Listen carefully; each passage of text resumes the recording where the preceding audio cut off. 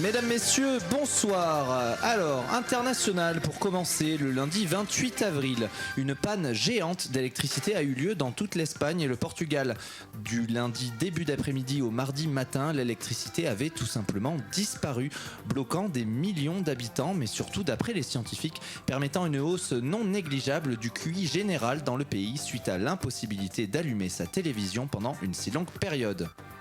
Politique, en 2024, on découvre que l'entreprise Nestlé met à la vente depuis une quinzaine d'années de l'eau dans les Perrier, les Contrex, les Vittel, ayant subi des traitements illégaux et sans contrôle, impliquant notamment un fort risque de contamination par des matières fécales.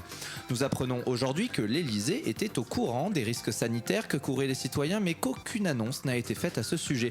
Alexis Kohler, le secrétaire général de l'Élysée, s'est exprimé avec nous autour d'un petit apéritif et nous a déclaré: moi perso, ça ne me dérange pas, j'aime bien. Il a ensuite bu son Perrier, a avalé quelques petites crottes croquantes grillées à sec et nous a gentiment proposé quelques chips à tremper dans son guacamole fait maison. Société, le ministre de la Justice Gérald Darmanin veut instaurer des frais d'incarcération aux détenus des prisons dans le but d'améliorer les conditions de travail des agents pénitentiaires. En effet, d'après lui, le système économique est imparable. Les détenus venant purger une peine de prison étant principalement issus de milieux pauvres, ils s'endettent en payant leur séjour en prison. Lorsqu'ils sortent, ils sont endettés, ils tombent de nouveau dans la criminalité et donc ils reviennent en prison pour de nouveau payer les Perrier citrons bien frais que pourront maintenant siroter les matons en se faisant tranquillement masser le fion. Religion, le conclave qui aura lieu le 7 mai prochain afin d'élire le nouveau pape se déroulera dans la chapelle Sixtine, mais il semblerait qu'il y ait déjà plus de doutes sur l'identité à venir du prochain souverain pontife.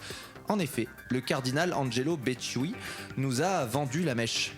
Je parle au nom de tous les cardinaux, pour vous dire que s'il est assez aveugle pour ne pas voir que sa propre fille se faisait tabasser par un prêtre à 14 ans et qu'il est assez lâche pour ne rien faire face au viol d'enfants par les curés de Bétarame, alors François Bayrou semble le mieux placé pour être le nouveau pape.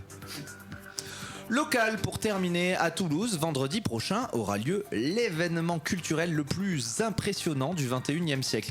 Et cela se passera au Bijou. En effet, c'est bien. Et oui, c'est bien. C'est bien Luc Besson, Jacques Audiard, Cédric Clapiche, accompagnés de Céline Dion, Véronique Sanson ou encore de Zaz, qui ne seront pas présents pour l'émission en direct de La Mauvaise Réputation. Il n'y aura donc pas de strass, pas de paillettes, mais rien ne vous empêche de venir boire un coup pour écouter 3 artistes en live, découvrir un super concours de clips musicaux pour lesquels vous pourrez voter et voir quelques animateurs vous proposer des chroniques au moins aussi réjouissantes que l'inéligibilité de Marine Le Pen. Dur à dire. Bravo. Merci Alex.